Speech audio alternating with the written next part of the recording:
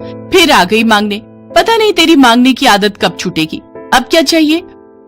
वो भाभी, कल काम के पैसे नहीं मिले थे, इसलिए कल घर में चूल्हा नहीं जला। अब माँ जी की तबीयत ठीक नहीं है, थोड़ी खिचड़ी बनानी थी, तो चावल और दाल थोड़े दे दो तो बहुत उपकार होगा। पता नहीं, जब देखो मांगने की तेरी आदत बढ़ती जा रही है। ये ले, अब हट, मुझे ताला लगाने दे। मुझे करवा चौथ का सामान लेने के लिए जाना है। करवा चौथ किस दिन है भाभी? तू क्यों पूछ रही है? तेरा पति तो पिछले 6 साल से गायब है, पता नहीं जिंदा भी है या मर गया। भाभी शुभ शुभ बोलिए, मुझे पता है ये जहां भी होंगे ठीक होंगे और एक दिन लौटकर जरूर आएंगे। इतनी ऊंची आवाज में बात करेगी? मेरे दाल चावल मुझे वापस दे और निकल जा यहाँ से। भाभी भाभी ऐसा मत करो, थोड़ी दाल चावल दे दो भाभी। लक्ष्मी की जेठानी सविता ने उसे लात मारकर चौखट से बाहर धक्का दे दिया। लक्ष्मी रोने लगी। वो रोती हुई घर लौटी। कितनी बार कहा है बहू, सविता से मांगने मत जाया कर। अरे उसका कलेजा ही कहाँ है, बहुत घमंड है उसे पैसे का। मेरे बेटे को भी उसने मुझसे छीन लिया है, आज वो भी मुझे नहीं पूछता। और एक रमेश है, ना जाने कहाँ निकल गया कि इतने सालों से लौट कर ही नहीं आया है। माँ जी, मैं अभी थोड़ी देर में आती हूँ। लक्ष्मी का मन बहुत दुखी था। वो काम की तलाश में घर से निकलती है ताकि वो थोड़े पैसे कमा सके। बहन जी, कोई काम मिलेगा? बड़ी मेहरबानी होगी। नहीं नहीं, हमारी घर तो काम वाली लगी हुई है, आप आगे किसी घर में पूछ लो। इतने घर में काम पूछ लिया, कहीं भी काम नहीं मिल रहा। माँ जी ने भी कुछ नहीं खाया, क्या करूं? वहां पूछती हूँ। नमस्ते भैया जी, मुझे कोई काम मिल सकता है? बड़ी मेहरबानी होगी अगर आप मुझे कोई काम दे दे। देखो, ये ईंट जो है ऊपर 4थी मंजिल तक पहुंचानी है। अगर तू ये कर सकती है तो 100 रुपए दिहाड़ी दे दूंगा। हाँ हाँ भैया जी, मैं कर लूंगी। ठीक है, तो वो सामने औरतें जैसे ऊपरी मंजिल पर ईंटें लेकर जा रही है ना, वैसे ही तू भी लेकर चली जा। लक्ष्मी उस दिन मजदूरी करके 100 रुपए कमाती है और उनसे कुछ सामान लेकर घर जाती है। लक्ष्मी की आंखों में आंसू थे, पर वो उन्हें अपनी सास से छुपा रही थी। माँ जी, मैं आपके लिए अभी रोटी बना देती हूँ। एक जगह मजदूरी के 100 रुपए मिल गए थे, उनसे थोड़ा खाने का सामान ले आई थी। लक्ष्मी बहू, इधर आ मेरे पास। मुझे तेरे आंसू दिखाई दे रहे हैं, जरा अपने हाथ दिखा। माँ जी, कुछ नहीं है मेरे हाथों में, कुछ भी तो नहीं हुआ है। लक्ष्मी के हाथ ईंटें उठाने की वजह से जख्मी हो गए थे। लक्ष्मी अपनी सास के गले लगकर फूट फूट कर रोने लगती है। बहू, चिंता मत कर, सब ठीक हो जाएगा। तू पूरे विधि विधान से करवा चौथ व्रत कर बहू, और माँ करवा से प्रार्थना कर कि रमेश लौट आए। करवा माता में बहुत शक्ति है, वो तेरे सुहाग को सकुशल तेरे पास जरूर भेज देंगी। लक्ष्मी करवा माता को याद करती है। हे करवा माता, मैं आपका व्रत कई सालों से रख रही हूँ, पर आपने मेरी प्रार्थना स्वीकार नहीं की।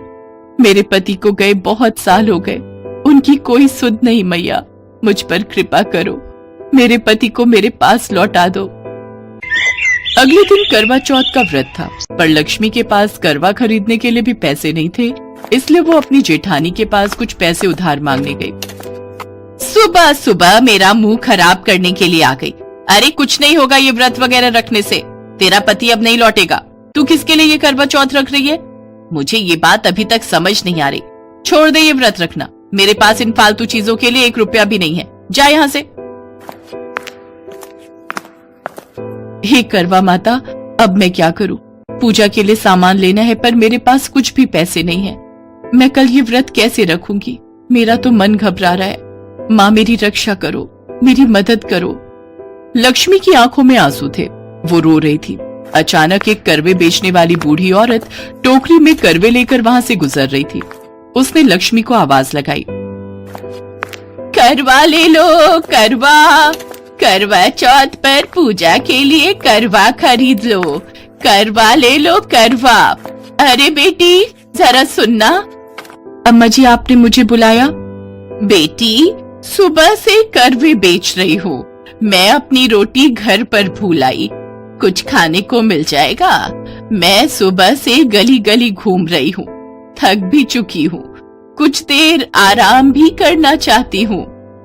हाँ अम्मा, वो सामने ही मेरा घर है, आप चलो कुछ देर वहाँ आराम कर लेना। लक्ष्मी करवे वाली को अपने घर ले जाती है।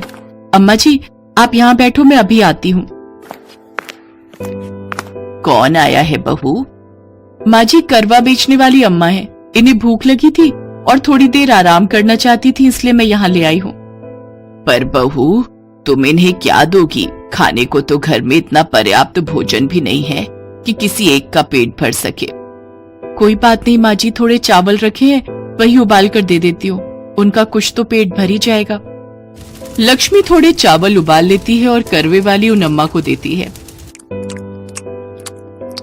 बेटी बहुत अच्छा लगा, तुमने बहुत सेवा की मेरी, नहीं तो किसी अनजान की इतनी सेवा कौन करता है। ये लो बेटी, ये करवा रखो, कल तुम इसी करवे से करवा चौथ की पूजा करना, तुम्हारी सारी मनोकामनाएं पूर्ण हो जाएंगी और तुम्हारे जीवन के जितने भी दुख हैं सब दूर हो जाएंगे। आपका बहुत बहुत धन्यवाद अम्मा। कुछ देर तक लक्ष्मी उन अम्मा को देखती रही। अगले दिन लक्ष्मी ने करवा चौथ का व्रत रखा। मन ही मन वो अपने पति की सलामती की प्रार्थना कर रही थी। शाम के समय लक्ष्मी ने उन अम्मा के दिए उस करवे से पूजा करनी प्रारंभ की। हे माता, पिछले 6 सालों से मैं अपने पति के बिना इस व्रत को पूर्ण कर रही हूँ। यदि मैंने सच्चे मन से हमेशा अपने पति के लिए इस व्रत को पूर्ण किया है तो मुझे अपने पति से मिलवा दो, मुझ पर दया करो माँ। लक्ष्मी की आंखें बंद थी, सास की आंखों में भी आंसू थे। वो भी अपनी बहू के दुख को समझ रही थी।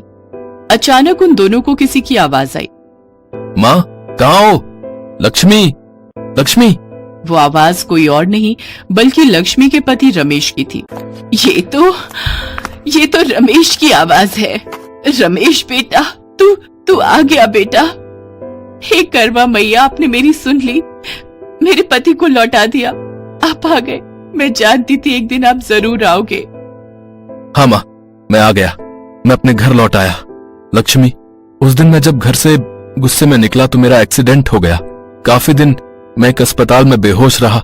उसी बीच मेरी याददाश्त चली गई और मैं सब कुछ भूल गया। एक बहुत अच्छे सेठ जिन्होंने मेरी देखभाल की, मैं उन्हीं के घर पर इतने साल रहा, वहां नौकरी की, पैसे जोड़े, पर यह नहीं पता था कि मैं कहां से आया हूं, मेरा घर परिवार कहां है। 6 साल मुझे कुछ भी याद नहीं आया। पर कल बाजार में जब मैं सेठ जी के साथ बैठा था तो एक करवे बेचने वाली अम्मा वहां से गुजर रही थी। वो मेरे पास आई और उन्होंने मुझे तुम्हारे और माँ के बारे में बताया। उनकी बातों को सुनकर मुझे सब कुछ याद आ गया और मैं आज सुबह ही सेठ जी से विदा लेकर तुम दोनों के पास लौट आया, क्योंकि मैं जानता था कि तुम आज भी मेरे नाम का करवा चौथ का व्रत जरूर रख रही होगी और मेरे आने की आस देख रही होगी। मैं लौट आया लक्ष्मी, माँ करवा के आशीर्वाद से मैं तुम्हारे पास लौट आया। करवे बेचने वाली अम्मा, हे करवा माता, इसका मतलब वो आप थी। आप मुझ गरीब के घर आई थी, मुझे दर्शन दिए आपने, मेरे सारे दुख दूर कर दिए माता। आप धन्य हो माँ, आप धन्य हो। लक्ष्मी करवा माता को धन्यवाद कहती है और विधि विधान से उनकी पूजा करती है। चंद्रमा को अर्घ्य देकर रमेश के हाथों से वो अपना व्रत खोलती है। माँ करवा के आशीर्वाद से वही हुआ जो उन्होंने कहा था। लक्ष्मी के जीवन के सारे दुख दूर हो गए, पर अब उसने अपनी जेठ जेठानी से सारे नाते तोड़ दिए, क्योंकि उसके बुरे समय में उन्होंने उसका बिल्कुल भी साथ नहीं दिया था। और असली रिश्तों की पहचान बुरे समय में ही होती है। जो साथ दे वो अपना होता है और जो बुरे वक्त में साथ नहीं देता वो अपना हो ही नहीं सकता।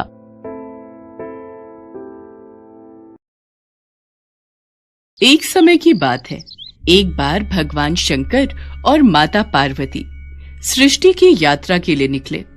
उन्होंने एक साधारण मनुष्य का रूप धारण कर लिया। पार्वती, आप मुझे वचन दीजिए कि आप किसी भी मनुष्य की दुख तकलीफ को देखकर विचलित नहीं होंगी। ठीक है स्वामी, मैं आपको वचन देती हूँ। भगवान शंकर और माता पार्वती चलते चलते एक घर के बाहर रुके। उन्होंने देखा एक सास अपनी बहू को ताने दे रही थी, जिसका मायका ससुराल से बहुत कम हैसियत वाला था। फिर भी माता पिता ने दान दहेज बहुत दिया, लेकिन धनी ससुराल में तो ये सब ऊंट के मुंह में जीरे के समान था। पता नहीं कैसे कंगालों से रिश्ता जोड़ लिया हमने, हमारी तो मती ही मारी गई थी। न दहेज लाई और न ही कोई तीज त्योहार पर तेरे माँ बापू कभी कुछ भिजवाते हैं। माँ जी की तबीयत ठीक नहीं रहती, उनके इलाज में भैया के बहुत पैसे लग गए। माँ जी, बापू आज लेने आ रहे हैं, मैं माँ को मिल लाऊं? बिल्कुल सोचना भी मत, मैं तुझे किसी तीज त्योहार तो क्या वैसे भी मायके नहीं जाने दूंगी। जाकर अपना काम कर और मायके जाने के बारे में भूल जा। प्रभु, क्या हम इस दुखियारी बहू की मदद नहीं कर सकते? देवी पार्वती, मैंने आपको पहले ही कहा था कि आप धरती वासियों के दुखों को देखकर बिल्कुल भी विचलित नहीं होंगी, पर आप अपना वचन भूल रही हैं। संसार के नियम के अनुसार व्यक्ति को जब पृथ्वी पर भेजा जाता है तो उसे अपने दुखों से स्वयं ही लड़ना पड़ता है। हमारा आशीर्वाद उन्हें दुखों से लड़ने की ताकत प्रदान करता है। बीमार माँ की इच्छा पूरी करने के लिए बहू का मजबूर पिता लेने आता है। समधन जी, बस एक दिन के लिए रानी बिटिया को भेज दीजिए। उसकी माँ बहुत बीमार है, रानी को बहुत याद कर रही है। हाँ ठीक है, ले जाओ एक दिन के लिए, पर कल दोपहर मोहन को लेने भेजूंगी। माँ जी, मैं समय से आ जाऊंगी, आप इनको भेज देना। सास ने एहसान जताते हुए बहू को मायके भेज दिया। रानी ने जाकर देखा कि उसकी माँ की तबीयत बहुत खराब है और घर के हालात भी बहुत बिगड़ चुके हैं। मालिनी, रानी काफी समय बाद रहने आई है, तुम कुछ उसकी पसंद का ही बना लो। सुनो जी, आप तो जानते ही हो घर में कुछ भी खाने को नहीं था, तो मैंने बाजरे की रोटी और चटनी बनाकर रख दी थी। रानी के भाई भाभी अभी बात कर ही रहे थे कि तभी वो अंदर आ जाती है। उसने उनकी बातें सुन ली थी। भैया, आपको क्या लगता है कि अब मैं इस घर की कुछ भी नहीं लगती? मैं आज भी इस घर की बेटी हूँ, ये मेरा अपना घर है। भाभी के हाथ की चटनी और बाजरे की रोटी मुझे बहुत पसंद है, कब से नहीं खाई। भाभी, मेरे तो भूख से पेट में चूहे कूद रहे हैं, जल्दी से बाजरे की रोटी और चटनी दे दो। हमारी रानी कितनी सयानी हो गई है, अपने मायके के हालात समझती है। माँ, तुम जल्दी से ठीक हो जाओ, तुम बीमार होती हो ना तो घर भी सूना सा लगता है। अब तुझे देख लिया है ना, अब मैं बिल्कुल ठीक हो जाऊंगी, तू आराम से खाना खा। रानी ठीक से एक दिन भी अपने मायके में नहीं रुकी कि उसी शाम मोहन उसे लेने आ गया। बेटा, तुम तो कल आने वाले थे ना? आज शाम? मतलब वैसी कोई बात नहीं है, तुम्हारा अपना ही घर है, जब जी चाहे आ सकते हो। बाबूजी, वो माँ की थोड़ी तबीयत ठीक नहीं लग रही थी, तो उन्होंने बोला कि घर का काम भी है, इसलिए मैं रानी को आज ही घर लेकर जाऊं। आखिर अचानक माँ जी की तबीयत कैसे खराब हो गई कि उन्होंने मुझे इतनी जल्दी बुला लिया? वो तो जाकर ही पता चलेगा। रानी अपने घर वालों से विदा लेकर वापस ससुराल पहुंची। रानी ने देखा उसकी सास तो आराम से पलंग पर बैठी पूरी पकवान खा रही है। रानी को समझ आ जाता है कि उसकी सास ने उसे जानबूझकर झूठ बोलकर वापस बुला लिया है, पर वो अब कुछ नहीं कर सकती थी। मोहन कमरे में जाकर सो गया। रानी भी कमरे में जा ही रही थी, तभी उसकी सास ने उसे रोकते हुए पूछा, तेरी माँ कैसी है? खातिरदारी तो बहुत की होगी, क्या क्या बनाया था? माँ जी, भाभी ने मेरे आने की खुशी में बहुत सारी चीजें बनाई थी, इतने सारे पूरी पकवान, जलेबी, रबड़ी, कचौड़ी और ना जाने क्या क्या भाभी ने बनाकर मेरे आगे रख दिया। पेट फटने लगा खा खा कर, लेकिन मन नहीं भरा। कितना साफ झूठ बोल रही है, इसके भिखारी माँ बाप इसे क्या खिलाएंगे? अभी थोड़ी देर में पेट का ढक्कन खोलकर देखूंगी तो इसका झूठ सामने आ जाएगा, तभी मैंने इसे कल की जगह आज बुला लिया। कुछ देर बाद रानी कमरे में जाकर सो गई। सास से रहा नहीं गया, वो चुपके से रानी के कमरे में गई और उसके पेट का ढक्कन खोलकर देखा। कितना झूठ बोल रही थी कि मालपुए खाकर आई है, इसके पेट में तो बाजरे की रोटी और चटनी के अलावा कुछ है ही नहीं, इसे सुबह बताऊंगी।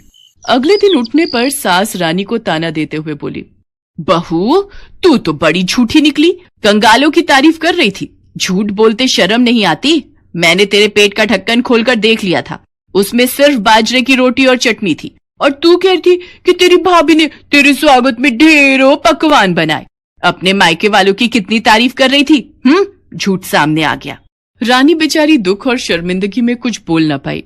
वो भगवान शंकर और माँ पार्वती से बिलक बिलक कर प्रार्थना करने लगी, हे भोले भंडारी, हे पार्वती माँ, ये पेट का ढक्कन हमेशा के लिए बंद कर दो, ताकि मुझ जैसी किसी और गरीब का अपमान ना हो।